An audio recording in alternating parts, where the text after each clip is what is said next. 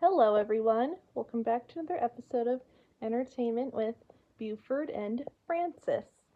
Today, I will be cosplaying as Francis from the Fairly Odd Parents, and he will be telling the story of Snow White and the Seven Dwarfs. Enjoy the video. The evil queen, who cares only for being the fairest one of all, is jealous of her stepdaughter, Snow White. Out of fear that Snow White's beauty will one day overshadow her own, she dresses her in rags and forces her to become a scullery maid in her castle. Each morning, she consults of her magic mirror, asking who is the fairest of all. It tells her that she is, and for a while, she is content. One morning, the mirror tells the queen that there is a maiden fairer than her, who is none other than Snow White. Meanwhile, Snow White is in the courtyard singing "I'm Wishing" to herself as she works. A handsome prince, riding by the castle, hears her voice and is enchanted by it.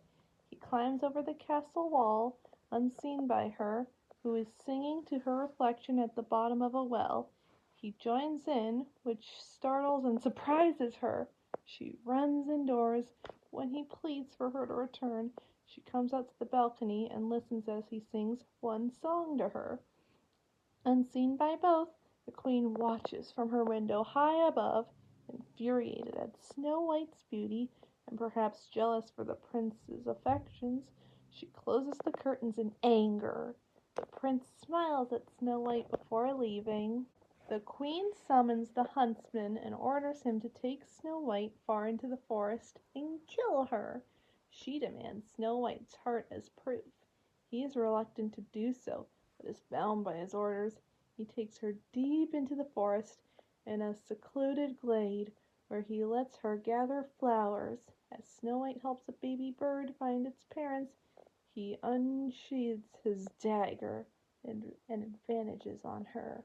When she sees him approaching, she screams in terror. However, he is unable to fulfill his orders and drops his dagger. Taking pity on her, he begs for her forgiveness and, warning her of the queen's intention, pleads for her to run away and never return. Snow White obeys, and as she flees through the forest, her fear manifests itself in what she sees around her. Eventually, she falls to the ground in fright and breaks down sobbing. She is comforted and befriended by the forest animals. She sings with a smile and a song, asking them if they know of a place where she can stay. The animals lead her to the cottage of the seven dwarfs, which she finds empty and dirty. Thinking that cleaning it may persuade the owners to let her stay, she and the animals can clean it, and it contents while singing "Whistle While You Work." The dwarfs, meanwhile, are working in their mine, digging for diamonds. When it's time for them to go home for the day, they march through the forest, singing "Hi-ho!" After cleaning the cottage, Snow White falls asleep on several of the dwarfs' beds. When the dwarfs see light coming from the cottage, they approach cautiously, thinking that a monster has taken up residence in there. They search the ground floor, but are too afraid to go upstairs. After an unsuccessful attempt by Dopey to chase the monster down, they all venture upstairs to discover Snow White sleeping. She wakes up and befriends each of them. They allow her to stay, though Grumpy is reluctant. She remembers that she has left soup downstairs and rushes to prepare it, ordering the dwarves to wash while they wait. They proceed outside to a trough, where all but Grumpy wash. The others later wash him, dumping him into the trough when supper is ready. That evening, the queen once again consults her magic mirror, who tells her that Snow White still lives, and that the huntsman has given her the heart of a wild boar. Furious at being tricked and his betrayal, she descends a spiral staircase, entering her dungeon, where she resolves to do away with Snow White herself. She uses a potion to transform herself into a witch-like peddler disguised to deceive Snow White. Then she decides to use a poisoned apple to send Snow White into the sleeping death, a magically induced coma. At the cottage, the dwarfs perform the silly song, with Snow White singing and dancing along with them. Then she sings, "Someday my prince will come," referring to her romance with the prince. However, upon realizing it is past the curfew, she sends them up to bed, but they decide to sleep downstairs, allowing her to sleep in their beds, where she, looking towards the window, says thankful prayers about her and their protection, and wishes for Grumpy to like her more. Meanwhile, the queen prepares the poisoned apple, and, dismissing the possibility that Snow White may be revived by love's first kiss, the only cure for the sleeping death, gleefully proclaims that she will appear dead and be buried alive. She leaves the castle and makes her way to the dwarf's cottage via canoe, kicking the skeleton of a long-deceased prisoner on the way out.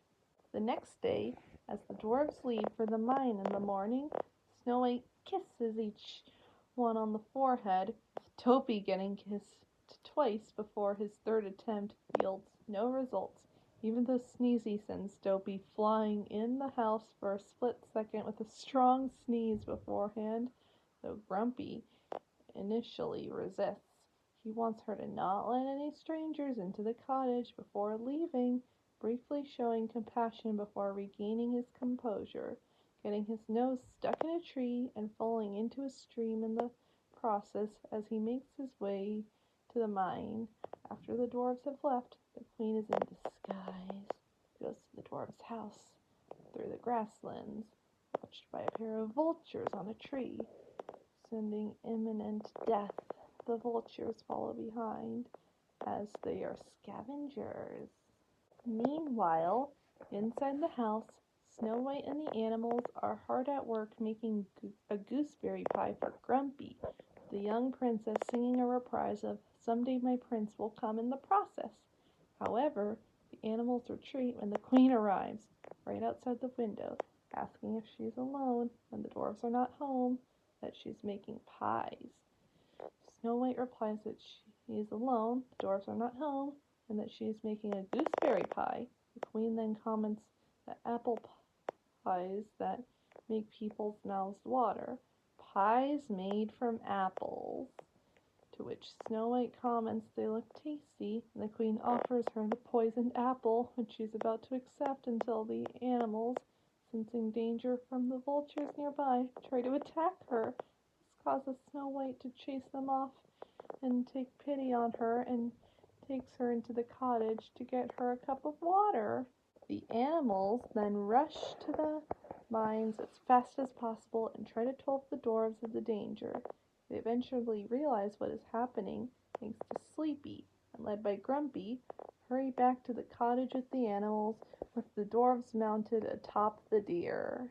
The queen persuades Snow White to take a bite from the apple by telling her that it is the wishing apple, which will make any wish of hers come true. After biting it, she falls into the sleeping death, as the queen cackles in triumph as a storm brews outside the house. She then proudly walks out of the cottage to return home, but her victory gets cut short as the dwarves arrive and chase her. The vultures follow suit as the dwarves dismount the deer and continue chasing the queen up a rocky hill, eventually cornering her up a cliff, where she attempts to crush them with a boulder, but before she can do so, a bolt of lightning strikes the ledge she stands on, causing her to fall off the cliff, followed by the boulder crushing her to death, to which the dwarves bear witness. Afterward, her remains are devoured by the vultures. The dwarves and animals mourn a seemingly dead Snow White. Although the other dwarves are silent, Grumpy tries to hold it, but he sobs at how he mistreated her, and Dopey sobs, being the one who loved her most of all, as the animals tilt their heads in anguish outside the house.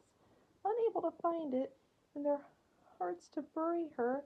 Several months later, dwarves place her into a glass coffin, a peaceful glade in the forest, and stand watch. The prince arrives, and after singing her a praise of one song, kisses her, which breaks the spell.